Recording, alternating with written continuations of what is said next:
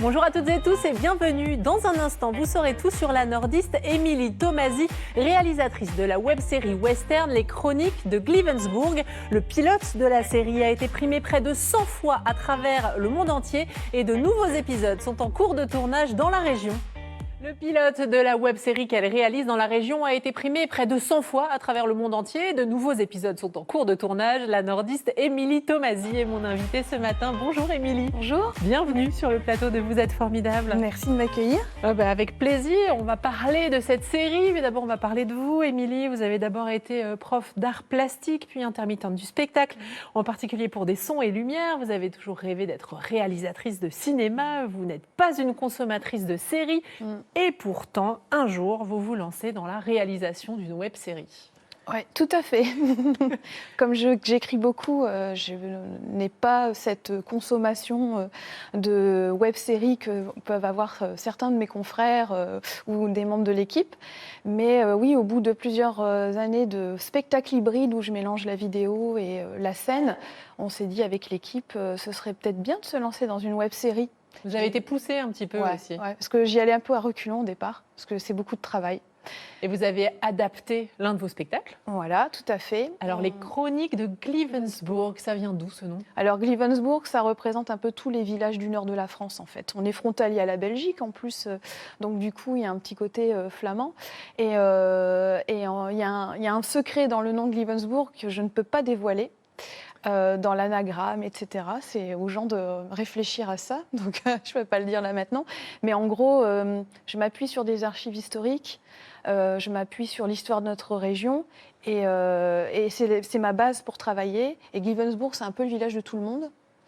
C'est un peu le village de tout le monde, mais c'est aussi un Sherwood perdu dans les marais du Nord-Pas-de-Calais des années 20. Voilà. Le pitch en 3 mots, ce serait En quoi ? 3 mots, on est en pleine guerre. C'est dur. Voilà, Première Guerre mondiale, 1915. Un soldat se fait ensevelir vivant dans sa tranchée. Il parvient à s'extraire dans une galerie, puisqu'il y avait des sapes là-dessous. Et il fait un bond de 10 ans dans le futur. Il ne sait pas pourquoi. Il s'est passé quelque chose dans ce tunnel. Et il arrive en pleine chasse au butin, dans un village en reconstruction, Gleavensburg, où tous des malfrats, des gens recherchés, des déserteurs, des immigrés clandestins, des personnes qu'on ne veut pas forcément voir, tous ces gens-là se sont réunis et ils ont un secret qui va être dévoilé. Voilà. Le pilote est disponible évidemment sur Internet, puisque c'est une web-série et on regarde un extrait. Un homme va venir. Napoléon ? Il te faut être prudent, car il apporte le was-was. Je sais où est votre homme. Faut qu'on parle. ها هو ما نخليهمش على هنا جبدوا معايا يلا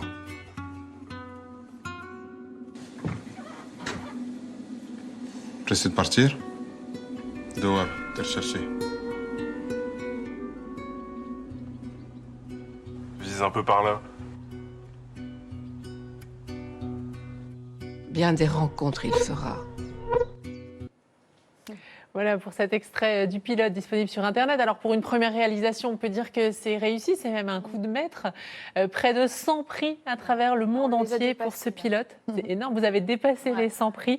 Web-série de l'année, meilleure web-série, des prix pour tous les acteurs, pour la réalisation aussi. Ça fait quoi d'être autant récompensé ? C'est inattendu parce qu'on doute toujours en fait, ce qui est normal. Mais on va dire que d'un coup, en 6 mois de temps, on est passé on ne connaît personne, l'équipe, à des prix un peu partout dans le monde. C'est un projet associatif au départ ? Au départ, c'est un projet associatif. On est en production associative, donc c'est toutes les bonnes volontés qui se sont mêlées, des personnes que j'ai rencontrées sur mes diverses créations, que ce soit des professionnels avec qui je travaille, des passionnés, des bénévoles, enfin voilà. Vous êtes originaire de Vingles, oui, bassin voilà, minier. Vous mettez beaucoup d'ailleurs le bassin minier en avant. Voilà, c'est ça.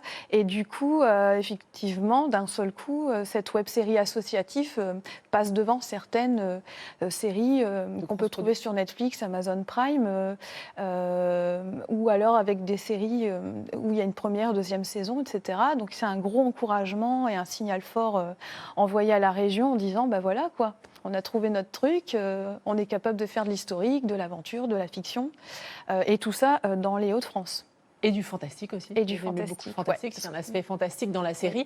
De nouveaux épisodes sont en cours de tournage dans la région. Et ça, c'est bien, parce que quand on regarde le pilote sur Internet, on dit « Ah, mais on veut voir la suite ». C'est en cours. C'est en cours. Dans la région, et vous tenez à cette production régionale. Vous dites qu'il y a beaucoup de tournages qui se font dans la région des Hauts-de-France, mais souvent, c'est produit à Paris. Ouais. Et là, vous aimez bien le 100% Made in Hauts-de-France. Bah oui, parce qu'en fait, on a toutes les compétences ici, on a tous les paysages, on a une histoire très forte, donc on a aussi réussi, malgré les bombardements, les destructions, à sauvegarder aussi notre patrimoine. Et avec tout ça, voilà quoi, on est capable de mener à bout, jusqu'au bout, une production d'une série. Vous êtes fiers de ça ? Ouais. Carrément. Et puis ma génération fait partie des générations qui ont grandi avec des films, je veux dire les films de Spielberg, d'aventure, etc. Donc je pense que c'est un gros mélange. Et ça veut dire qu'aujourd'hui, on peut aussi raconter une histoire qui ne soit pas forcément que policière, ou on peut amener du fantastique, mélanger les genres. Voilà, c'est ça. Et d'ailleurs, vous mélangez les genres aussi, Ouais. parce que vous réalisez et vous jouez dans la série. Oui, alors ça c'est une première, parce que je joue aussi d'habitude, Vous faites jamais les deux en même temps. mais jamais les deux en même temps. Et là, ça va être une première pour une raison pratique, en fait. Il manque à quelqu'un. Voilà. Et j'ai donc sauté le pas. Et donc, j'ai des super assistants réels qui vont venir me seconder, voilà, quoi, pour ce passage de devant, derrière, en costume. Vous avez hâte ? Ouais. Quelque part, oui. Vous aimez bien relever des défis ? Ouais, c'est ça. Ouais. Relever des défis, et puis c'est vrai que l'équipe est tellement... on est dedans, quoi. On est dans notre bulle, on essaye de survivre à l'orage Covid, ce qui n'est pas évident, et avec tout ce que ça comporte de faire une création, quoi. Là, c'est vraiment... On gravit la montagne du Mordor en ce moment, mais on y arrive. Incroyable, Jamel Chérigui, une immense culture, vraiment, et je vous conseille la Sainte Touche. Et vous, Émilie, bière, gaufre ou maroilles ? Bière. Bière. En plus, il paraît que vous allez la produire. Ouais, on songe sincèrement à produire de la bière de Glivensburg, en fait. En fait, la série elle marche tellement qu'il y a plein de produits dérivés. Vous êtes d'ailleurs venu avec le décapsuleur. Avant la bière, vous avez déjà de quoi l'ouvrir, vous. Voilà, c'est ça, tout à fait. On a nos petits goodies, mais c'est surtout qu'on a des petits exploitants qui fabriquent de la très bonne bière par chez nous. 100% une autre 100%, et on a proposé ça, un plan. Et donc, il y a une mise en abîme avec la série. Voilà, quoi. C'est vrai qu'il y a beaucoup de gnôle dans la série. Oui, de l'absinthe, de l'agnole, il faut bien qu'ils survivent, les pauvres. La bière à consommer avec modération, évidemment. Moi aussi, mon vélo. Émilie, vous parlez d'histoire dans la série Les Chroniques de Glivensburg. Vous vous intéressez à l'histoire, en particulier à la Première Guerre mondiale. Mais si je vous demande un événement qui vous a marqué, vous ? Alors, le premier qui me vient spontanément, c'est la chute du mur de Berlin. Pourquoi ? Parce qu'il est lié à un souvenir d'enfance. Racontez-nous. Avec ma petite sœur Julie, on était très contents de voir la chute de ce mur, et on était dans notre chambre. On avait à l'époque un tout petit téléviseur noir et blanc que mes parents nous avaient mis là de temps en temps. Et en fait, on a sauté sur nos lits pendant que ce mur cédait, et on a cassé les lits en même temps. Le lit a cédé en même temps que le mur de Berlin. Votre mère, elle devait être super contente. Oui, très, très, voilà. Donc ça coïncide enfin voilà, il y a deux événements de casse, on va dire, et c'est un événement qui m'a vraiment marqué, quoi. C'est rigolo parce que moi, j'ai écouté la chute du mur de Berlin sur la radio, cachée dans mon lit, mais j'ai pas sauté sur le lit. Mais néanmoins, j'étais contente. Cela dit, vous étiez quasi aussi joyeuse, finalement, que les Allemands de l'Est au moment de la chute du mur. Tout à fait. Mais pourquoi autant de... On comprenait en regardant les images, parce que forcément je ne connaissais pas toute l'histoire à l'époque, j'avais 8-9 ans, que c'était un événement de retrouvailles, quoi. Et vous ne croyez pas si bien dire. On a d'ailleurs un reportage du 9 novembre 1989, au moment de la chute du mur. Regardez. C'est toujours aussi émouvant, ces images, Émilie. Encore plus quand on connaît l'histoire, quoi. Ouais. Alors, je vous ai demandé quel était votre péché mignon. Alors là, j'ai gardé ça. Parce que c'est la première fois en 4 saisons de Vous êtes formidable qu'on me répond ça. Souvent, on me répond le chocolat. Je crois que c'est ce qui revient le plus. Il n'y a pas que ça, mais ça revient beaucoup. Vous, c'est le persil. Oui. Mais d'où ça sort ?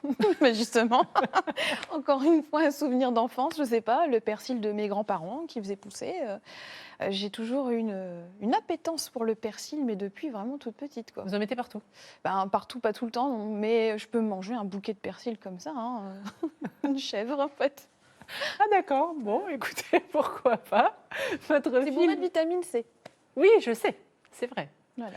Votre film culte E.T., vous Oui. m'avez beaucoup parlé de Spielberg aussi, Ouais. c'est le quoi? C'est le côté fantastique qui vous séduit? Oui, puis l'amitié entre une créature venant d'ailleurs qui se retrouve seule, un petit garçon qui se retrouve seul aussi par son histoire de famille.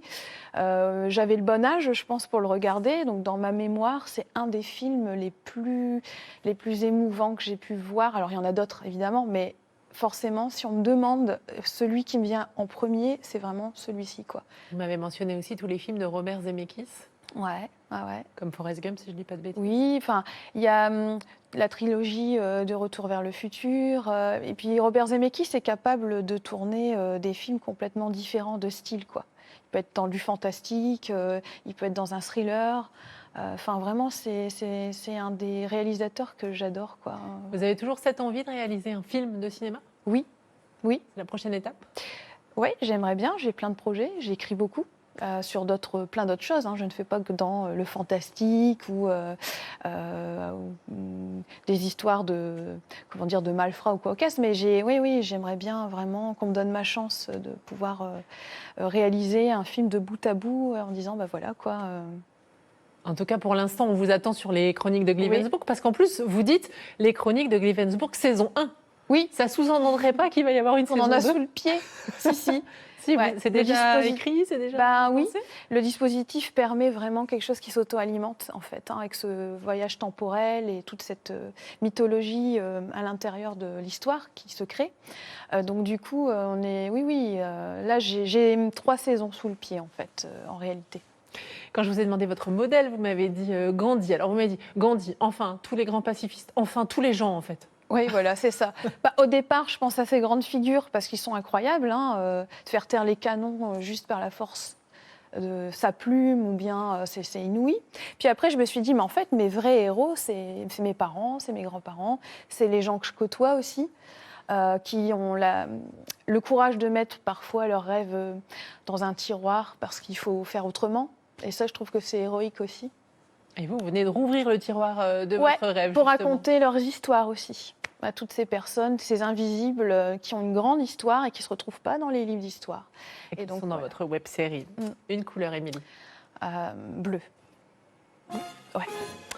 Pour le meilleur ou pour le pire?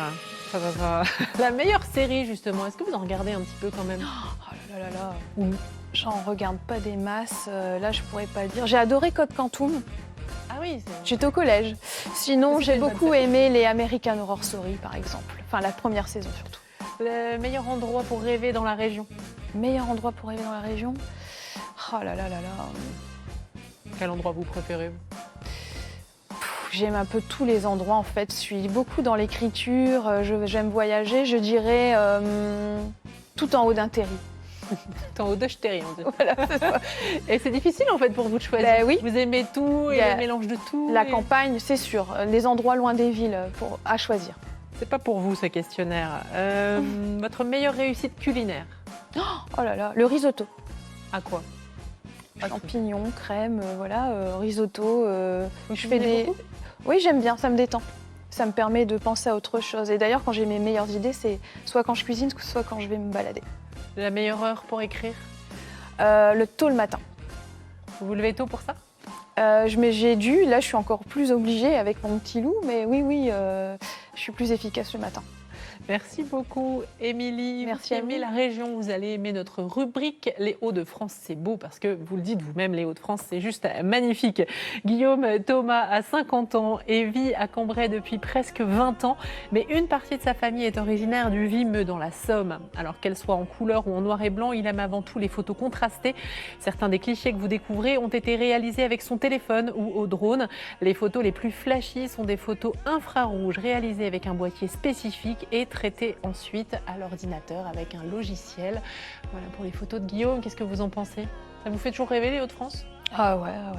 En fait, au départ, quand on est petit ou ado, on veut partir très très loin, voyager, et puis plus on met le nez dans l'histoire et plus on apprécie sa région et on se rend compte qu'on peut faire beaucoup de choses. Partir à Paris, c'est pas... Non. Vous êtes bien ici? Ouais, je suis capable de partir à droite à gauche, mais en tout cas, pour l'instant, j'écris sur la région. Et nous, on est contents de ça. Merci beaucoup. Voilà. Merci Émilie d'avoir Merci à été vous. l'invitée de Vous êtes formidable. On attend avec impatience les prochains épisodes des Chroniques de Glivensburg qui seront donc visibles sur YouTube. Demain, je recevrai Redouane.